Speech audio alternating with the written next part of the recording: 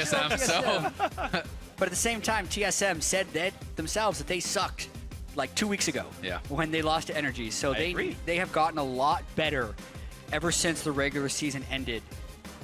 They changed some of their mindset, but Graves goes first pick, and that's got to be top lane for Huni. All right, so a different set of picks right here coming through. Graves was not banned anywhere in the series or picked except for, sorry, it was picked by Svenskeren over in game 1, but this time around, instead of going for the early Corki, they go for the early Graves, hoping that will do much more for Immortals. And even though the bans match game 1's exactly, even in order, it's a new first pick here for Immortals, hoping that changes things up. Right, something that was interesting yesterday in the CLG Liquid series, even though Liquid didn't win, is they went back to their tried and true champions when they really needed to. They put Matt on to Bard. That was his best champion before he was a pro even. And for ReignOver, his tried and true best champion is going to be Rek'Sai. Last game, TSM banned it, and here, even though Gragas is up and Svenskeren may be a better Gragas, they were thinking about denying it. I thought they were going to. If they go Gragas, I'm almost certain ReignOver is going to go Rek'Sai. Yeah, I wonder if there's like some level of mind game here. The random Rek'Sai ban in game 2, and then the hover here in the third one, like trying to make him play Rek'Sai. It's like, oh, we're afraid of this. Really, we care about you playing Rek'Sai. Sometimes you can get away with that kind of a mind game here. What's also it's worth noting here that the Janna actually comes through. Wasn't played at all so far this series. It's been 2 Karma games in a row for Adrian. In fact, in the regular season, it was 2 more from him, but the Janna steal. yeah, I mean, you talked about comfort picks, right? What are the 2 characters that, were most comfortable for Adrian? It's Soraka, which is banned out, and it's the Janna, right? They may be saying, hey, these are the 2 that you want to play. Guess what? You don't get to in this final game, or potentially final game. And Adrian's always talked about how versatile he is. You look back at his time on Team Impulse and people saying he was a one-dimensional Leona Alistair player. So, like, we know he has a history of playing those things, but not on Immortals. So they go for the range support in Karma, and the Janna gets to go over to YellowStar. And it's really not just about what you have played, it's about what you're playing, right? Recent. Exactly. You have to be super fresh on these champions because you're playing against some of the best players in the world that will exploit any weakness that you show. And we'll see how much more TSM can exploit then. Immortals going back to a lot of what game 1 looked like. Maybe it won't be a Lucian, but maybe just a Graves top instead. The rest of this comp can be pretty much picked up almost verbatim. Corki, though, off the table. But Karma Jhin is going to be the bot lane, same as it was over in game 1. And I know Loco said, don't have WildTurtle play any more Jhin. I don't think his Jhin was bad by any means. I think it was more talking about not getting Lucian into the top lane in the first place. But Turtle's Jhin has been pretty good, I find. Yeah, it's been all right. It's definitely been one of his lowest KDA or impact champions when he has played it. Regular season, he was 1-1 and 2 on it. And then he played it earlier in this series and was very lackluster as well. Turtle has excelled. You think about the biggest Immortals moments when he can fly into the fight, when he can go deep for those kills with Lucian or Kalista. Jhin doesn't offer the same types of things. It is a much different playstyle for sure. All right, well, unless TSM is trying to pull in Immortals here, we know exactly where the champions are going. They've left their jungle pick for last, which is a little bit curious to me that they'd be willing to blind pick their top laner just to delay what's coming into the jungle, but that's the case here. Maokai grabbed for Hauntzer, Kalista AD carry for DoubleLift, mid lane Corki for Bjergsen. I've got to say, where's the Echo, Huni? This is supposed to be the counter for Maokai, right? He blind picked it. Echo is godlike. Huni was already playing Maokai previously in the season, why not? I think that would require them to put Graves in the jungle, and they really just want Huni on top lane Graves. Like, no matter the matchup, it just doesn't seem like something Immortals wants to do. Once again, it is going to be one of those perplexing things of what happened to Echo in the Immortals vs. TSM series, the permanent presence in all other pro games. Especially when it's not like, oh, he just never learned it. He already played it. He's playing it last night. He's playing it last year, too. Great. He's been playing it forever. The guy's godlike at it. Well, it's not going to be the case here, though. It's going to be a fairly aggressive team, but it's going to be no tanks in the top lane. It's still the single tank composition, 3 games in a row on Karma for Adrian. To his credit, he can provide shield, so that may help a little bit. And also, Rek'Sai is a natural Cinder Hulk user compared to someone like Gragas, who is typically going for Runic Echo, so we might see a slightly tankier ReignOver. Maybe it works out well for him, but the counter pick is going to be Lee Sin. They pick it in the position that it could be a counter, but by no means is Lee Sin a counter pick to Rek'Sai. Rek'Sai is a counter pick to Lee Sin. Yeah, no, I agree. My experience. You just right-click on the Lee Sin if he Qs you, and it basically automatically will pop him up. Like it'll automatically unburrow if he tries to take the second pit of the Q2. Yeah, he should never be able to actually connect that Q, so you can deny that damage every time. So as far as jungle skirmishing, unless the Lee catches you unburrowed, in a super disadvantageous position, you should be winning those. All right, well, seeing as the champs are locked in and they've already done their swap with double marks on both sides here, but a bigger tank from TSM, Hauntzer, on his second Maokai game of the series. You know what I think the Lissandra actually might be is just to pick on Huni, because I actually think that when you already have Maokai for exceptional gank assist, you take a super strong early ganker like Lissandra, probably one of the very best in the game, you pair that with Maokai, and now you can just pick on this Graves. Yeah, and what this series has really come down to so far is you had the top performers on TSM being Bjergsen and DoubleLift during the regular season. They haven't done poorly. But then you have what was supposed to be the top performers for Immortals with their top lane and jungle, and they've been beaten by Hauntzer and Sven in those 2v2s. So I think that's going to be the focus once again in this game is those 2v2s top. And that's why they waited for a while on the Lissandra to see what the top lane was really going to be. Can we pick on it? Yes, we can. It's Graves. We'll see if that plan works out for TSM. You guys at home, we might be in the final game here. Tweet at LoLeSports, hashtag IMT win or hashtag TSM win. Will it be the 7th straight finals appearance for TSM, or will Immortals upset and crack the plot armor here in Game 3? TSM up 2-0. Can they close it out? And I have a feeling there might be a couple TSM fans here that are looking for TSM to close this out. So it'll definitely be interesting to see if they're going to be able to do it. They've been quiet for most of the year. It is hard to cheer for a team that loses half of their games. That has been what's happening for the regular season. What? That's an objectively true statement. I'm literally not trash talking. Not even smack Calm talk. down.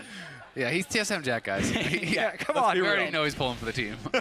We know how this works. Yeah. What? All right. Warding and stuff. You know what's funny about the Rek'Sai versus Lissandra matchup, actually? With Lissandra being the blind monk, why is it that Rek'Sai is the one that actually has good echolocation skills? Right? Like, ReignOver burrows as Rek'Sai and actually tracks things way better than Svenskeren ever could on Lissandra. It's weird. I feel like it's out of the lore. Oh, man. That's because Rek'Sai is an alien queen, I think, and a Void Queen. Void yeah, queen, which is kind of an alien, so honestly. You get special powers. Yeah, that's kind of true. And Lissandra's just a blind dude who's really good at karate. He's really, or Muay Thai, as it is in this game. Close enough. Some people have a bone to pick with that one. You can tweet at Azael with your pick bones. Either way, we can look at the matches here. Obviously, Warlords is going to be for Huni. And I think Graves is just a way better version of top lane Lucian as far as what Huni was trying to do. I think he's going to be going the offensive build as well. Death Dance, Venom Dancer into maybe an Infinity Edge. That's what he did last time he played top lane Graves. But he will be much more durable with that build than he was on Lucian. So if Maokai does try to jump on him, he'll win that duel, where he was losing it as Lucian. And they have a solid mage in the mid lane as well. So in the mid game, Immortals have different options available to them. We will once again be in matched lanes here. And last game, TSM won both their lanes and got both side outer turrets in the matched lanes game. So we'll see how well they can turn it on this time around. Yeah, this is going to be really tricky, though, because I feel like the Jhin Karma lane can have a pressure advantage as well as the Graves Maokai lane. So it's going to be 2 out of 3 losing lanes, and there's not a real pressure advantage between Lissandra and Rek'Sai as champions. So TSM is at a bit of a disadvantage, I think, early in this lane phase. Yeah, I actually think that Karma Jhin has a massive advantage over this lane. Janna is inherently, I think, pretty weak to poke. It's something where you can't heal back up after it. You have to pre-shield the poke. That's really your only chance. And you can see they're already back down to like half HP, getting pushed under the turret. And Jin's able to follow up on that poke. If Karma lands a Q, he can hit the W, get some free poke in. And you're seeing that happen pretty much a lot right here. DoubleLift has already burned his first potion there. I really like that Adrian can also provide the movement speed to make sure that fourth attack does come through. Could feel good for Immortals. This 2-on-2 right now pretty close to equal. Small CS lead for Turtle and Adrian together, but not the end of the world. And as you said, though, it's about the potions, right? Already the potion gone for WildTurtle, and 2 potions already used to the 0, for YellowStar versus Adrian. We'll see if they can continue to capitalize on that, though. Yeah, I mean, top lane focus or dual lane focus. Yeah. Or top laner focus or dual lane focus. Sure. So far it's been actually Svenskeren starting in the jungle of ReignOver before going to impact the lanes. But in this Lissandra versus Rek'Sai matchup, he has a slower first clear. And if he does go for a counter jungle, there's a very good chance ReignOver sees him just with the Tremor Sense. So it's a much more uphill battle than TSM has had in either of the games. Game 1, they had a vast superiority in team fight composition. Game 2, they had the jungle pressure advantage. Here, it's much more nuanced where they could potentially find their edges. Ooh, and look at this, an early edge going to Pobelter as ReignOver, by ending his jungle clear at his blue buff at 4 minutes, is going to donate that one over. Now, this does mean that TSM can right away say, hey, Rek'Sai was left jungle, probably recalled, probably started bot side. It's actually pretty easy to track the kind of route that ReignOver would take. The only camps that should be up right now are Krugs. This is something that TSM can play off of, actually. Yeah, definitely. But I mean, you know, a couple minutes into laning, we're already seeing a few hundred gold ahead. 500 gold up from Immortals without first blood, without any kills, is actually very significant at this point in the game. I mean, top lane is you know, going okay. Huni's definitely ahead, but you know, bot lane already 10 CS up ahead is pretty significant. Definitely agree right here. So some of it's being pushed lanes, but some of it definitely advantageous matchups. And I think down the line, these are all pretty damn good. Keep in mind, Bjergsen did have to go cleanse because he is up against this Lissandra. But even if the one-on-one is safe, it means teleport's up for this list. Yeah, but this bottom lane is in a bad place. Not even talking about the teleport that could be hitting. The wave is pushed to Huni's side, and that advantage is only going to extend because ReignOver is down there to give support. Ooh, not a good play by WildTurtle. Took a turret shot just to do a little bit of damage. Ooh. YellowStar, though, oversteps just the same. And couple of slight misplays in the laning phase here, but there's enough regen that both should be able to stay alive through it. Turtle not actually using his potion. I think he really should here to stay at full HP in case Lee Sin comes to gank him. But now Svenskeren and ReignOver see each other. Level 5 Lee Sin to the 4 of Rek'Sai with Bjergsen here as well. It means it will be counter jungling. Yeah, Bjergsen is able to get in there, and Svenskeren trying to carve out an advantage for himself. And you know, we talked about how this is a pretty good matchup for Rek'Sai, but Svenskeren not shying away whatsoever, and he's trying to assert his dominance, and I like it. You know, based on the first 2 games, you know, he's had ReignOver on the back foot, and keep going for it. He's going to go for this one right here on the bot side. Actually, just a quite quiet little trade there. Hauntzer healing up with the passive, and Huni losing some health. Yeah, and I think Svenskeren's really going to have to play out of his mind this game for TSM to win, because the lanes themselves are not going very well for TSM, and this puts Immortals in that incredibly familiar situation of being ahead of their opponent.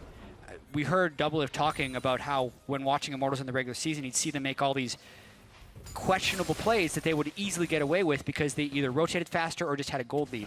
Well, Immortals really knows their limits when they do have a lead, and they know how to press through it home really, really hard. And if these lanes stay like they are for the next 5 to 10 minutes, that 500 gold lead is going to turn into a 2-0 turret lead, as well as a whole bunch more gold. And it's Svenskeren who is really the one with the power to stop that. We'll see if Lee Sin can do that then, as he is recalled one more time for the Tracker's Knife and a double longsword. But look at that. 5 people could be top lane real quick here. Pobelter flash W into the ulti, into the simple first blood. Root lands on a DoubleLift. He has nowhere to go. Exhausted, killed off by WildTurtle. Pobelter gets a shield. What a good start for Immortals. And you could see how unprepared TSM was for that play in general. As the 5 people were killing the 2 people of TSM, both TSM solo lanes were channeling recall. So they weren't even saying like, oh, they're pushing top, they're going to gank top, we got to push lanes. They're now pushing lanes reactively, but they had no idea that was coming. Yeah, and I mean, bad gets worse for this 2v2. As you can see, WildTurtle, 64 CS to 35 and a kill. I mean, this is going to be a pretty brutal advantage. I'm honestly surprised TSM changed their champ select up so much. The Janna coming in, making this bot lane so difficult. You get to see how easy it was to collapse on this. Yeah, well, it's surprising to me that Pobelter was able to walk up there without having to use teleport, and his mid lane wasn't taking any turret against Corki, who's supposed to be lane bullying him. So credit to Pobelter for making that roam.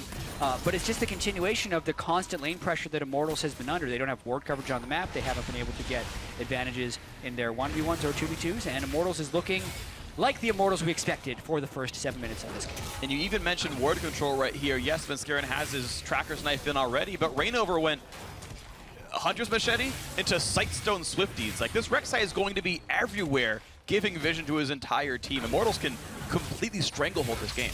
And I think it's actually super intelligent. He doesn't have to carry the game. His team is already smashing these lanes. All you have to do when your lanes are smashing is ward up. Show him where the other jungler is. If you know where the jungler is, you know when you can go aggressive, you know when you have to play safe, because when you're this far behind, the only thing you can do is hope for a gank. Now, TSM can still hope for one. Maybe it'll happen for them. No root quite coming out here in this one, but Kalista pushes the wave and is still down 19. It's super rough right here. Bjergsen looking for the play, but he's on top of a ward while doing so. And it means there's no chance at an outplay right here. Sheen plus part of a phage. Not the scariest build so far, as the package will soon run out. Rod of Ages for Pobelter will be completed pretty soon, and that will be a nice beginning of the stacking game here. Death Dance will obviously be the first item for Huni, as he is winning his lane as well. Never has had to leave it, just winning the matchup against Maokai. And I do also kind of want to point out, this is the first game where Immortals isn't trying to be super creative in champion select. Yeah. Karma was the third support for Adrian in the regular season. Top lane Graves makes the most sense for Huni top. And Rek'Sai has really felt like ReignOver's best champion throughout the whole regular season. So this is more so the lineup that got them to 17-1. Yeah, and I mean, Lissandra as well is something that Pobelter has played so much over the years. So definitely think he's comfortable with as well, but he could be caught out here. Very much alone. Does self-ult to block the back half of the Lee Sin Q. Flash knockout comes in from Rek'Sai, but it's still Svenskeren who stays alive. And Hauntzer, using the TP there, actually had to cancel it. Huni didn't use his at all, and you know, down in the bot lane, Huni almost has this turret dead and now has the TP advantage. Really good things for this 1v1 on the bot side here. Huni feeling a lot better on this Graves. He was up against Maokai as Lucian in game 1, but now a different matchup and better play so far from him. Picking up the cull as well. I mean, he's pretty confident. Not something you really see on the Graves, but working towards the Death Dance. And he's already smashing this lane, so when he picks up the turret and catches it on the cull, that's going to be a massive golden min. Maybe the cull could also just be for the little bit of extra sustain in the lane, make it so Maokai can really not touch him at all, since he's got the Dorns and Warlord's Bloodlust, Scepter, ready. And now a tower. Oh, here we come, TP advantage. Empowered Shield comes in, easy route on a double. They target him, and that's got really nowhere to go in this Kalista. Which way will Janna run? Away, actually. He knows he would die if he tried to. Oh, the juke! The dodge on the ulti. Huni's teleport does not do actually anything except maybe burn a summoner heal. DoubleLift and YellowStar stay alive, but they burn 4 summoners, and top lane turret will go down. And that was actually really dicey for Turtle. I believe he still has his heal available, but he was getting pretty close to being able to die to that Ren. Yeah, scary stuff for him, but thankfully does stay alive. Rek'Sai comes down, ReignOver makes sure mid lane stays afloat. No gank comes through for Svenskeren. Hauntzer's Maokai did have some free time on the bot side, though, so that turret actually taken first. Actually, all of its life. Yeah, that's very surprising that he was able to get that, because he had almost no head start on that turret, but some big waves crash in, and the opportunity cost of that Huni teleport actually is definitely not worth it. Yeah. He was crushing Hauntzer, and it gives Hauntzer some time to stack up some armor now. I really have to give Hauntzer some props here, actually. I mean, you know, yes, Huni did TP away there, but he stayed very even on CS. He actually gets the turret first in what I think is a very bad matchup for Maokai early on. And, you know, this is something where everyone's pretty much expecting Huni to just smash him, right? And so Huni gets a good matchup, and Hauntzer is actually playing very even. Really good stuff for him.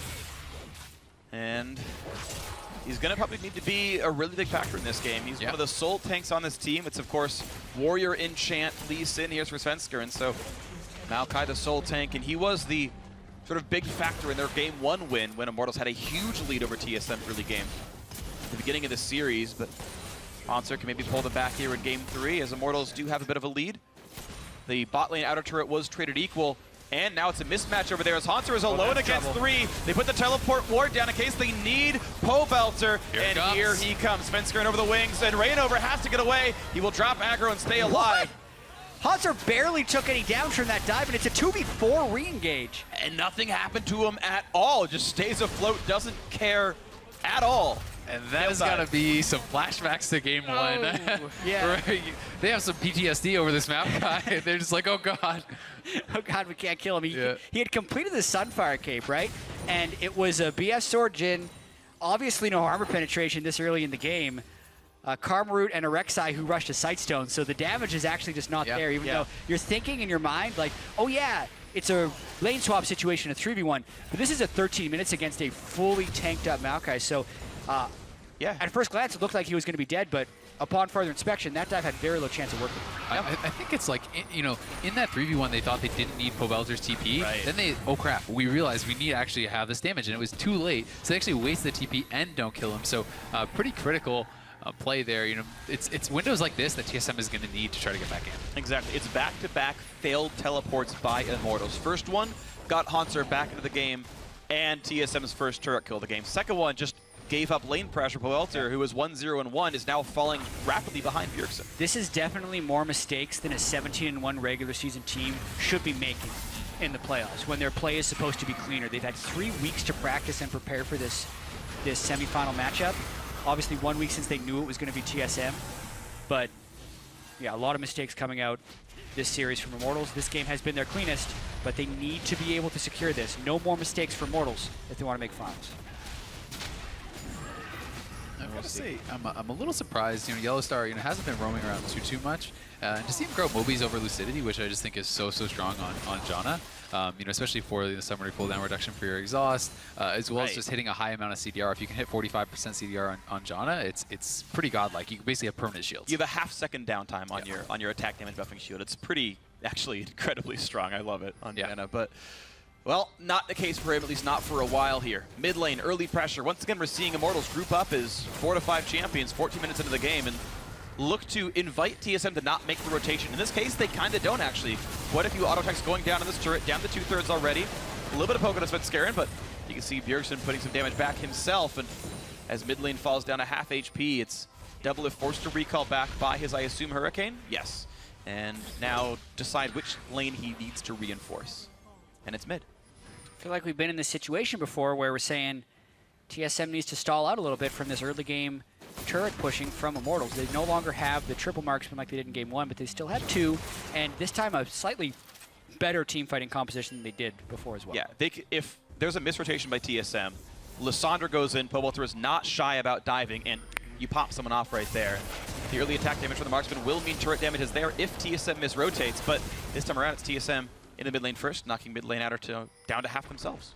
Yeah, I mean, people talk a lot about the Sivir Lissandra, that kind of hard engage comp, and Karma's kind of your mini Sivir in this case, and you do have the follow-up engage from the curtain call from Jhin, so it's kind of an adaptation on that. And I do think even if it goes late, you always have the potential of getting those picks, and their team fight's definitely pretty solid because people like DoubleLift are going to always have to be very scared until they can get their QSS about the single target lockdown from Lissandra, and that's exactly what you want. You want the point-and-click CC against a character like Kalista.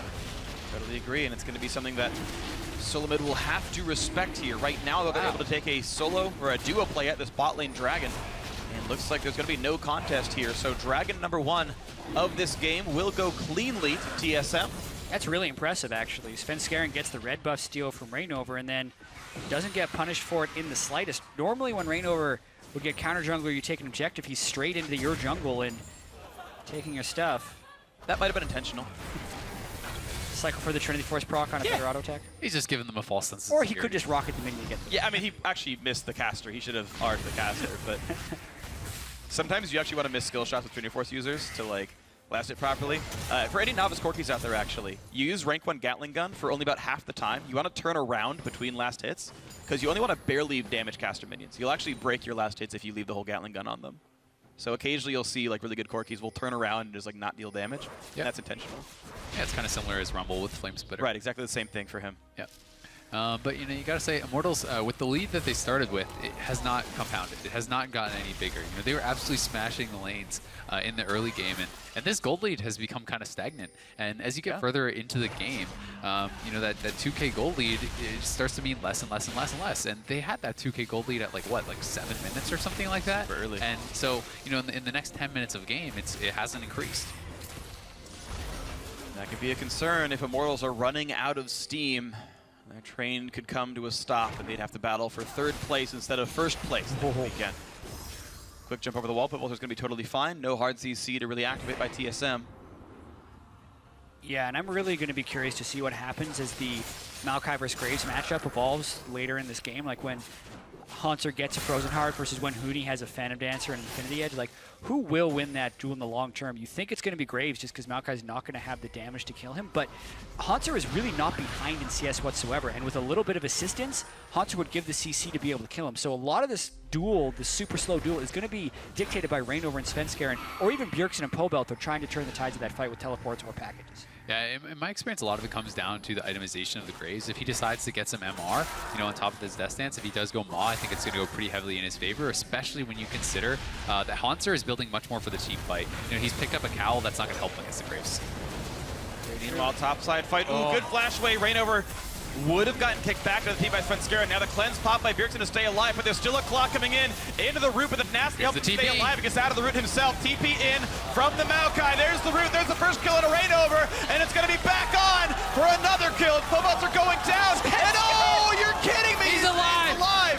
The curtain call is in, and can he get any meaningful damage? Not really. WildTurtle misses most of the shots, does nothing good, and TSM finds a 2 for 0. Now the re-engage. Huni overextends into 4 people and just dies for it for no reason. Wastes his flash on top of it. TSM coming up huge, catching kill after kill after kill. And you can smell the desperation on Huni re-engaging on Bjergsen there. Everyone's still around. He wastes his flash, gives up his life, and TSM are looking good. One of the biggest knocks about Huni throughout his career is when he dies once or has something go wrong, he's got to get it back right away, and he pushes really hard to try and make that play. A lot of the time it works and leads to a lot of victories, but this time it backfired, and TSM is right back in this game. They are, but the turrets are at least traded, so Immortals keeps the gold in their favor, if only slightly. Yeah. They turn back into the mid lane, but now Svenskeren says, you know, ReignOver, I'm not afraid of you in the slightest. And Rek'Sai does quickly leave the jungle. ReignOver is going full tank this time around. Randuin's going to be his second major purchase here after the Cinderhulk enchant. Yeah, this whole play was started by Svenskeren getting aggressive, and ReignOver is actually able to flash so he doesn't get kicked backwards, which makes Immortals want to turn the fight. But Pobelter ults the guy with Cleanse right away instead of Svenskeren on the backside, so Bjergsen's able to escape, and that buys time for Maokai to teleport in. Maokai's teleport presence is much higher than that of Graves. Watch Huni walk around the back of this fight. He does pretty much nothing, tries to ult over the wall to get Svenskeren, but the ult from YellowStar is just clutch enough to save it. And you compare teleport usage there between Hauntzer and Huni, and that is really what turned that fight 2-0. Now 3-0 because Huni decides to extend it after they lost. Yeah, and Pobelter caught out again here, could be going down. Self-ults to heal himself a little bit, but he's still got nowhere to go. Quick knock-up, and the kill goes through Svenskeren. Oh! 1-0-1. Great ulti in by DoubleLift to keep YellowStar safe and running away. Just got to stand in front of him. Well, it's still going to be some damage on the Svenskeren. It's W up. That doesn't matter. The final shot came through. He stayed alive on this Lee Sin and outwalks TSM with another kill. And I mean, the TP and Graves, you know, to your point, Jatt, you know, it can be threatening. It's at least more threatening than the TP and Lucian, right? But the thing is, Maokai, you can TP in very, very deep and really disrupt things. You have to really mess up your TP a lot more on a Maokai for it to go bad than you do on the Graves. You see the kind of damage up what was available here. Pobelter in that last team fight just got a couple of spells off and had to run away. Bjergsen, even though he was the ulti target, just got so much out. Yeah. I mean, that's the power of the cleanse. You know, Pobelter got a little bit greedy for TSM's mid laner. Probably could have just taken the kill on Svenskeren and walked out of there. That would have been much, much better. Absolutely agree with that one. So bad target selection by Pobelter, good capitalization by TSM. And now with the gold almost exactly equal, we need to see how well these teams can play the mid game. Objectives equalized here. It's now on the gameplay. Yeah, the mid-game decision making, the teamwork, something that TSM had been very weak at throughout a lot of the regular season, but they have picked together in the playoffs. Immortals, obviously at 17-1, have had fantastic teamwork. Everything clicked from day one. That's something Immortals said. A lot of these teams that get players coming from all over need a lot of time to kind of find their groove. Like Alliance, when they're the European LCS super team that one year, started 0-4, ended up actually winning the split. But Immortals here, it seemed like everything would work from day one. Yeah. This is really the largest amount of adversity they've ever had to face, and they have to overcome it in about 10 minutes in between games in order to solve the problem. I mean, most adversity they've had to face by far. You know, one bright spot, though, for Immortals, Turtle is very far ahead still. He's still 45 CS. He has his 2 completed items, so this is a very strong Jhin. You know, Immortals certainly are far from out of this game. They certainly are able to still win fights, but they just have to come together and play as a team. They need to play to their strengths, and they need to stay calm. I think calm is something that they can definitely stay here. This is a winnable game on both sides as long as they play it right. Recall from YellowStar, some poke on towards Bjergsen.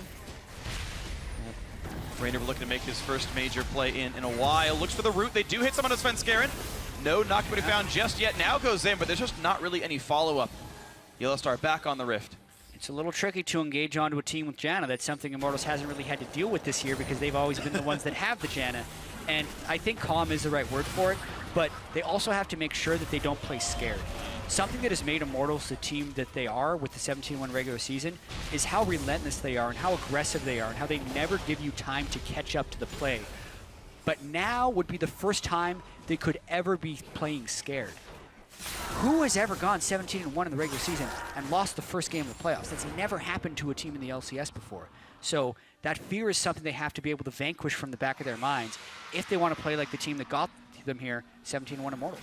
Yeah, definitely calm but not scared. You have to take a read of the situation, be willing to pull the trigger, especially with an engage comp, like the Lissandra, right? You have to be willing to make that snap judgment and go for the kills, but you can't do it too early. If you pull the trigger at the wrong time, or you just get scared that nothing's happening, you need to make something happen, it can definitely go bad for you, especially with the Maokai, who has that counter engage. Here it comes. Teleport from Lissandra. Adrian losing a ton of HP, and now the push in towards the Rek'Sai, who goes for the flash knockup, and here come the teleports. Who's going to survive? Who's going to die? Oh, Pobelter gets to do nothing at all. Gets popped and destroyed. A trade back into YellowStar, though. 4 versus 4, and here comes the Maokai. Hauntzer's in, and ReignOver will go down despite the knockout coming through. A 2-for-1 in favor of TSM. Now the flash engage toward WildTurtle, and Bjergsen gets revenge on his ex-teammate. Another trade back by Huni, trying to stay alive, getting the shields from Adrian, but he's still left alone. The flash means nothing. A double kill for Bjergsen. And they go for the fight, and it doesn't work. TSM stays close in the game. They're now dead even in gold as they try and push mid after a 4-for-2 fight. And this was with Maokai TPing in almost in the bot lane. He had to walk across the entire bottom side jungle to get to that fight. And Immortals, they overstayed. How did they not know that the Maokai is coming in? I don't know, but it was certainly a mistake there, and it means that TSM have finally tied the gold back up and now gotten a small lead for themselves. Mentioned the farm leads Immortals had before, but now the kills have sort of circumvented that. Yeah, and I need to see the teleport from Lissandra here. ReignOver actually backs away, and they try and combo onto Double and Yellow, but Pobelter just doesn't get a good ultimate off in that fight. Yeah, and I'm not even sure what the Maokai TPing in at the very, very bot side by the red buff, and he may have actually been trying to interrupt Huni, because Huni was actually TPing to the fight from there, but I'm not really sure. Yeah, really weird fight. I didn't get to see where the Lissandra all came I didn't up see it because either. It went on a cooldown. All right, maybe he Lissandra ulted as YellowStar got pulled in by the Fates call, so it looked like it disappeared or something. Maybe, yeah, Something I'm not really sure, strange. but it certainly went on cooldown. I never saw the particle. I'd love to see that one afterwards with a bunch of rewind I'll check it again, tools. you guys. And I'm sure someone will tell us as well. I'm sure analysts are looking at it, and we'll get something in our ears about what exactly happened. But And I mean, you got to say, Bjergsen really being the beneficiary of a lot of this. He's up, 50 plus CS, 304, has his Trinity Force and his IE completed, and he's building into that multiplier item. So he's going to be an insane damage threat in these team fights. oh, certainly is. Speaking of insane damage threats, yeah, Bjergsen did almost 5K in that one. He has constantly had such insane uptime. And I mean, he's been consistently the best player on TSM for, what, 3 years running now, and is actually just doing incredible work here. Nice smite by Svenskeren, gets the red buff yet again, just adding to the number of buffs taken away from Immortals throughout this year. Yeah, he definitely ulted Janna, and YellowStar did get blown up in that fight. Huni ultimate comboed it right away, so that's why we didn't get to see the Entomb for that long. This time it goes for DoubleLift. Plenty of damage. The knockup's going to be landed there, and is it going to be enough damage? The ulti in. Now the knockup to come through from Fate's call. Red means a kill, but the root will land in a curtain call. Can he block enough damage? No! WildTurtle snipes him down to keep his team in the game. Now the push in for YellowStar, who has almost nowhere to go. The root's going to land. The snipe through, and Adrian does have to take the kill, but it's a 2-for-1 in favor of Immortals to try to claw back in. Yeah, and that was an example of some accelerated gameplay that Immortals had thrived in all year. So you see some mistakes, but you're forcing the decision so quickly. DoubleLift and YellowStar tried their damnedest to make the outplay happen, but Immortals just had more people there. They kept coming. They rotated faster. That's the type of play they need more of. The Turtle didn't even have to rotate. He's Jhin. He wasn't even on the screen ever. He just shot bullets from the base practically. Quicksilver Sash is now in for DoubleLift. So you've got Hauntzer, who is too tanky to die. You've got now a Dead Man's Plate and a Spectre's Cowl on the Lee Sin, plus even Merc Treads, Cleanse and Bjergsen, QSS on DoubleLift, and Fate's Call for YellowStar. There's not great targets anymore for Pobelter unless Cleanse is on cooldown. And here we do have that replay, and Bjergsen, or sorry, the mid laner is not there for TSM, so Pobelter is actually going very aggressive here with ReignOver. Fate's Call comes out, and they are able to get that kill.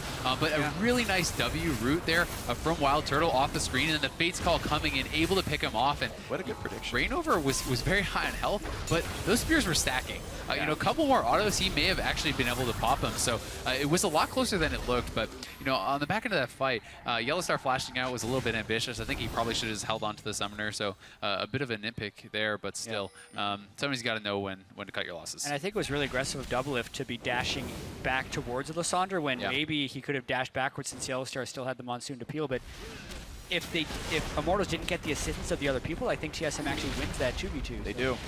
You can't fault them too hard for trying to go aggressive. Plenty left, a ton of attack speed. Pobelter only has so much damage to deal. Svenskeren going for the 3rd Dragon in a row now for TSM in this game.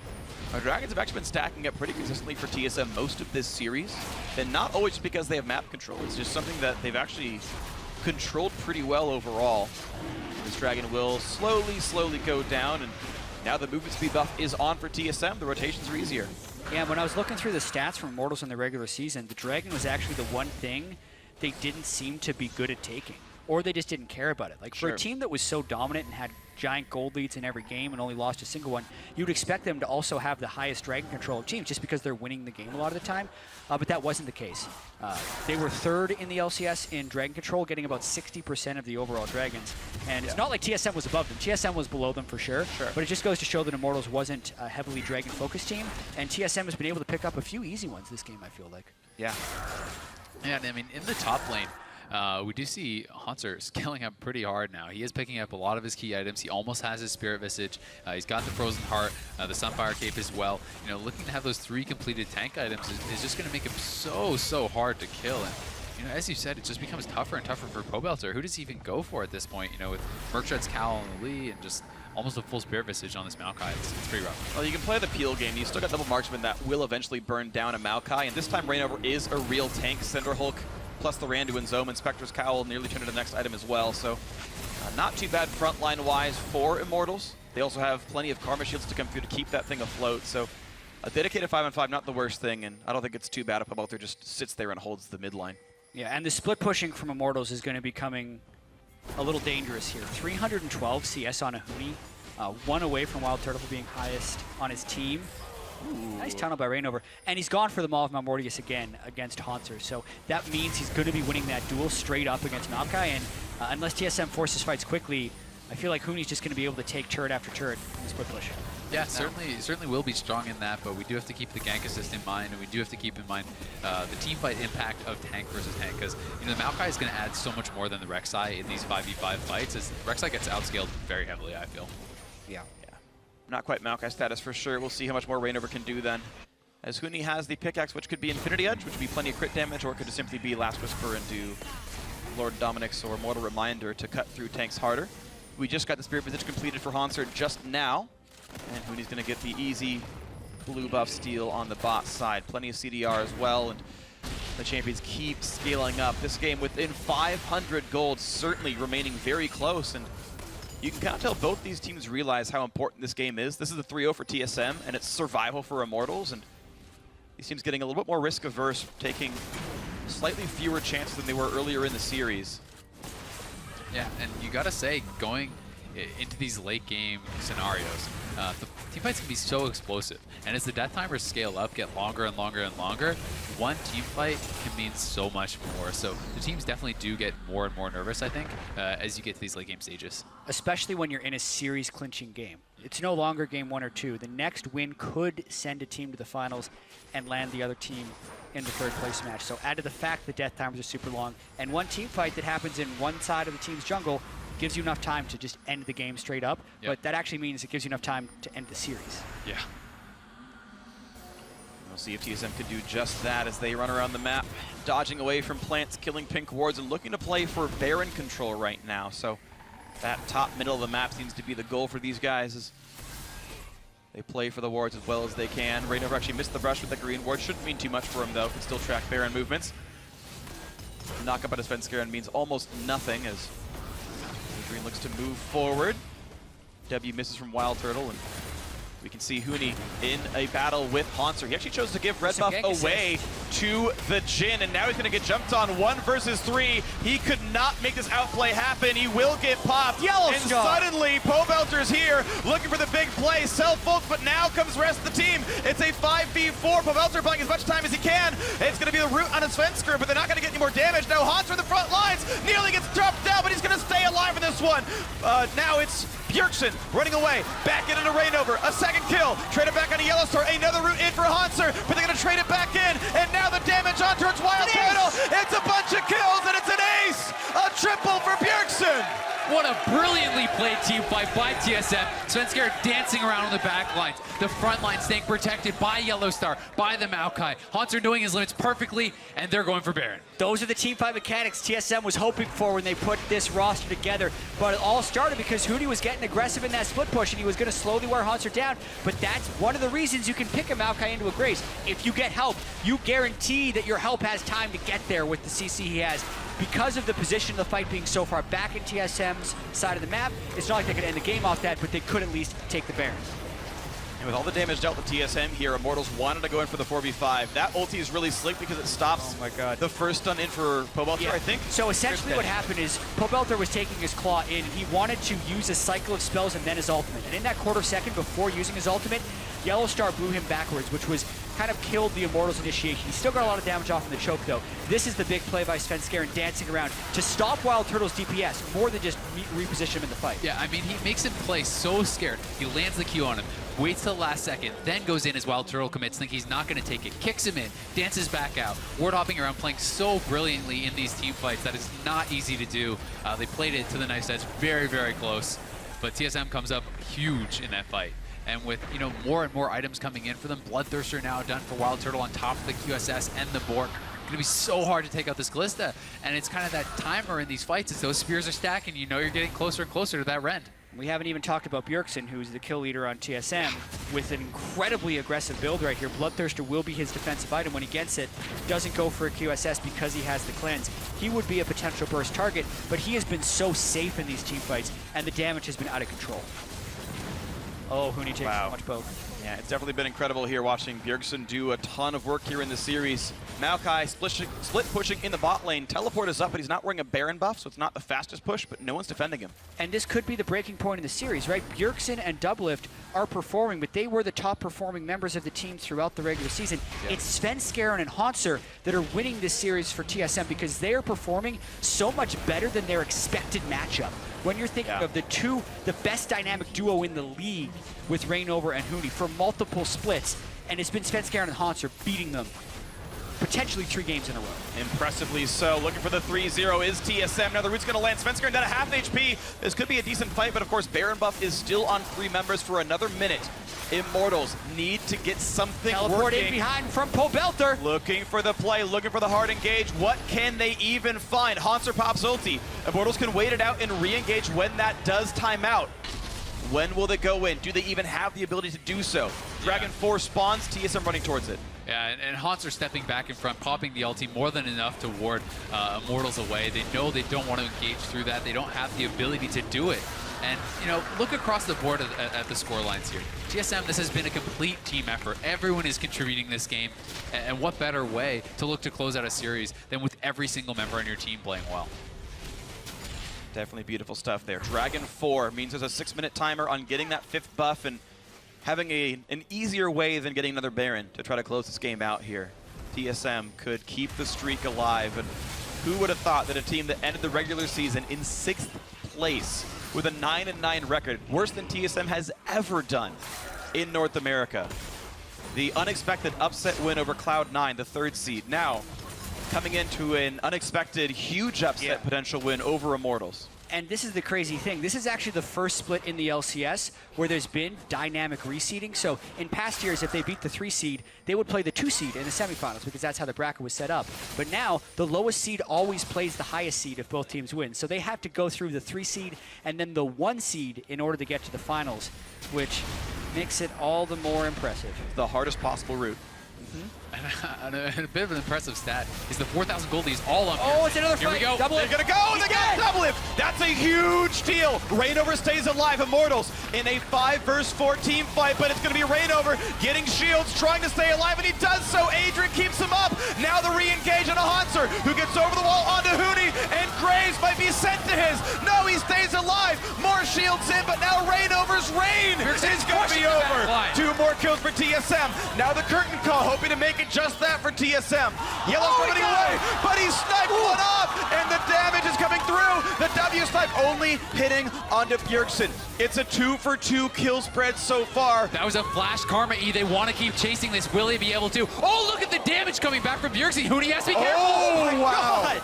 Huni nearly gets chunked out. Bjergsen with a 70% crit chance build does ridiculous damage with our auto attack Trinity Force spikes. 2 of those nearly took down Huni.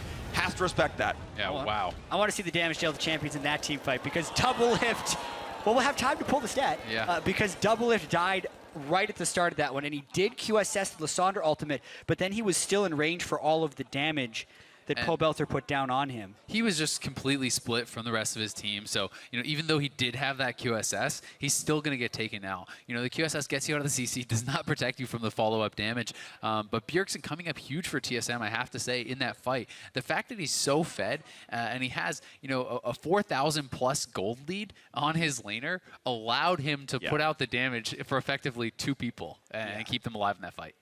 And that's what I love about sort of the Corki builds is people sort of identify the correct choice. I love the build used to actually be like Triforce, Essence Reaver, like I have max CDR rockets, I'm so cool. But now people are realizing like, yeah, you go into like Rapid Fire Cannon third with Infinity Edge second. It's a 70% crit chance marksman. Like that's legitimately just high damage in general. And you buy the Sork shoes, that's a fine it's a fine item as well because you still do plenty of magic damage with your auto attacks.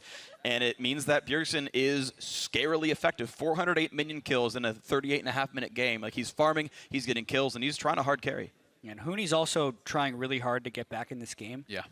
He's going to be going for an Infinity Edge next, which is more of what got them here, right? Huni has been able to carry a lot of games, but he has also been one of the worst performers on Immortals throughout this series. And he's putting himself in a position where it's going to be feast or famine. He's either going to have a great fight where he gets the 10 bullets, which is what you get, 10 pellets if you Infinity Edge crit as Graves, insane damage and lifesteal, or he's in the wrong spot and he gets blown up by Bjergsen. And I mean, both the ADs on Immortals are still very, very farmed. If you look at the CS advantages, WildTurtle 70 up on DoubleLift and Huni over 100 CS up on Hauntzer. So these guys are still very, very powerful. They maybe not be getting all the kills, but they have a huge amount of farm. And we're going to get ourselves back into the game in a second. The unpause order has come through. Both teams are ready. We'll be back into this one. Svenskeren had pausing. He was getting FPS drops, restarted his game client. He's back in, and the teams are ready to go back into this one. Kalista has picked up Mortal Reminder to cut through all the self-healing that Huni, ReignOver, and co can all do. I think it's a very smart choice. It's an underbot item, and smart of DoubleLift to grab it here. Mortal Reminder on both sides, too. DoubleLift has got a lot of lifesteal on Kalista, and that's huge with the Janna shield, so. Yep. Yeah, WildTurtle got his own Mortal Reminder. It's Lord Dominic's for Huni, but at least a proper split there. We can see, the early catch, W into ulti, and the crit coming through from WildTurtle. The Glacial Path's actually the highest damage normal ability for Lissandra, so the fact that that hit DoubleLift was very crucial. And then the rest of the fight was super interesting because Huni teleports in on the backside and doesn't get that much done, really. Hauntzer CCs him down, Huni almost dies and then has to go out of the fight. So all the while, Hauntzer is tanking all of the Jhin shots for Bjergsen and allows Bjergsen to get the most damage out as possible. It's really when this Fate's Call comes in and WildTurtle gets the snipe onto Sven right at the last step, essentially, before he can get out. Yeah, really impressive stuff there. And then, Huni, his Maw got popped a while ago, and Adrian's like, yes, we can get this, chase him down, but just not the case. Keep in mind, these guys are running away with a Janna. Like, they all get bonus move speed. And that was so close to being another kill there for Bjergsen. Yeah, super, super, super close right there. He had flash. He could have gone in for the kill, but then he probably would have died to WildTurtle, who was right behind. Yeah, it's just not worth the risk, especially when you've already lost. Look at that damage in the team fight. 8,500 by Bjergsen. And 7,500 by WildTurtle. Yeah. Former teammates. It used to be Turtle and Bjergsen would turn it on in playoffs, and then TSM would win. Turtle trying his best to stop TSM's streak. To be fair, this still could be Turtle and Bjergsen turning it on in playoffs and TSM winning. It's just here's Hauntzer on the backside. And looking for the play right there. Good knockback, and that's going to be Karma gone. Adrian is dead. Now the 5v4 in TSM's favor. A knockup, and again, on to ReignOver. 2 kills for TSM. Minute and a half roughly on Dragon. Baron's up in 15. Did it be a 5v3 to try it? That is absolutely huge. They still had deep wards from the last time they were in Immortals jungle, and they just pulled the trigger on a play. Such a good proactive play from TSM, not waiting to react to Immortals. And Baron's up in 2 seconds. 5v3. This is TSM's to take. Yeah. Gonna go. I don't think Immortals have any business even trying to contest this, and my guess is they won't, as they are just going to kind of ping towards mid lane and try to get something done, but pretty huge for TSM here. I think the only play Immortals can make is shove mid then ward for Dragon. This TP flank is so sick though. Hauntzer's there and he chooses to go for Adrian, not for Turtle, knowing it's an available target. I think that's really smart. Oftentimes a Maokai will tunnel on the squishy target, but not remember where his team is. And Hauntzer is the story of a team player in this series. He's been the full tank. Everyone is supporting him going in 1-1-13.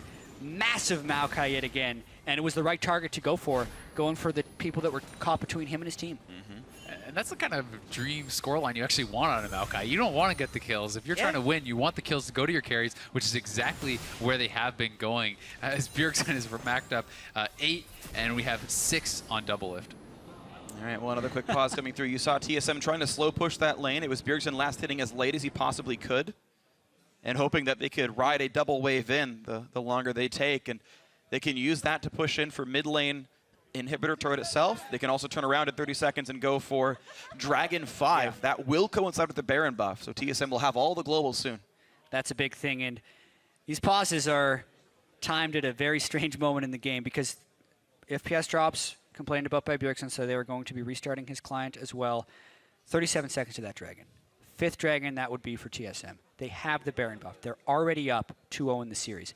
They can't communicate strategy about this pause, but you know everyone on Immortals and everyone on TSM needs to be calming themselves down as much as possible and thinking about their next move. Yeah, and I think that next move has to be contesting the 5th Dragon. I think that if you give up 5th Dragon, that's almost certainly going to be the last nail in the coffin. So, you know, it becomes this thing where it's kind of this inevitability for Immortals where they have to go for this fight. And TSM, as long as they get up the wards, they get proper vision, they set up their battle lines, it's going to be pretty tough for Immortals to actually get something done in that fight. Yeah, I definitely agree. It's going to be tough stuff, I think, coming through soon. There'd be about a minute and a half of overlap of Dragon 5 plus Baron buff. That's how long they'd have it for, and assuming they kill the Dragon right away. And that's 3 waves of we are so much more powerful than you are. And you have to weigh that difficulty of getting sieged with that kind of buff versus playing an open field fight against a team with a 6,000 gold and a Baron buff in the first place. Yeah, and I mean, when you think about Dragon 5, any sort of poke puts a huge burn on you. That's Maokai Sapling, that's Corki Rocket, that's anything. Yeah, and we need to think about the setup for this as well. There's no teleport on Pobelter, so it will be hard for them to get in. But also, TSM can set up a pretty strong amount of poke just on the outside of this turret, so maybe they try and just rush the Dragon if Immortals is too far back in the base and get it before they can come in. So Immortals doesn't have time to set up an ideal initiation, and they can't get a good TP flank off. They can death rush as well. If they didn't get ward control, if Immortals didn't get ward control, TSM could be waiting at any single brush or rushing the Dragon down. Immortals are able to slink forward now. They see where Hauntzer is. They've got Huni on the wings, and they're trying to fight before the Dragon goes down. A quick root on a Svenskeren. on the Dragon right shield now. in. Yeah, Dragon's being attempted here, and it's going to be the chance of a steal. Can they get it? That answer is likely to be no. There is the Dragon picked up. Here's the re-engage. Maokai into the front line. This could be the finals for TSM. Svenskeren's killed off Pobelter. Hauntzer staying alive in the back line. The re-engage for TSM. They're looking to close the series out. Bjergsen takes down WildTurtle. It's a 5v3 with Baron and Dragon 5 and TSM chance in the audience. Who could have thought that TSM would 3-0 as the 6th seed coming into this against Immortals? People were saying they were going to be better than you expected, but this good? 3-0 against Immortals, and they're looking for the win. Looking for it right now. Mid lane inhibitor is gone. Solomid looking for their 7th straight North American LCS finals, and against who else but the team that beat them last, Counter Logic Gaming. The Nexus turrets are falling. All 5 members are alive, and all 5 of them deserve this one. An incredibly played series by TSM as they pick up the last few kills. They take down the Nexus, and TSM are heading to the finals. Can you believe it? On the back of a 3-0. No one was saying that TSM would win this, let alone in a clean sweep over Immortals, who were 17-1 in the regular season. Just absolutely incredible play from TSM. So impressed by them. Bjergsen coming up huge in the final game, their superstar, but it was Hauntzer, it was Svenskeren, it was YellowStar. These guys playing so much better in the regular season, coming up huge. What a shocking result. And it gives us what would be the least shocking final, a TSM versus CLG, but based on the context, it's really hard to believe. This is the first time Huni and ReignOver will not be making the finals, and the former teammates who did have the perfect split with Fnatic in the summer exchange hugs after that one, but and then the lift Unreal. up. Reginald definitely very happy about his team. I got to talk to him before the series, and he said 55% chance we win 3-1, which is like the least confident I've ever heard Reginald about anything. And a very impressive 3-0. TSM went 3-6 in the last 9 games. They were the joke of playoff teams coming into this. And they have won 6 of their straight. 7 playoff games. Yeah. With 6 straight. I mean, this is the 6th place team. A lot of 6s. From the Not regular more. split. Number the beast. Coming in, yeah. And I mean, able to absolutely dismantle Immortals. You know, teams had talked about Immortals' weaknesses, about these tendencies that you can pick on, but no one had been able to show it yet. And now TSM finally has exposed them on the big stage. It was hard to see it actually happening because when you're looking at Immortals' season as a 17-1 team, yes, they were making these like some of the most memorable moments. WildTurtle, the 1v4 on Kalista. You're thinking, what's an AD carry doing inside 4 people? And you're like, that would be really bad if they weren't ahead by 10,000 gold. Yeah. But they always were. So there was this assumption that they would be able to play from behind and without a snowball lead and from multiple positions. But what was shown in this series on this day is when they could not get top line priority for Huni, the other guys weren't able to step up big enough to come out on top.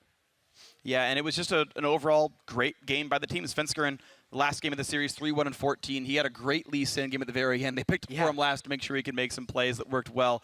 And as we continue to talk about the game, I want to pull up a replay of the final team fight there. And it was Immortals saying, yes, we have to fight for that Dragon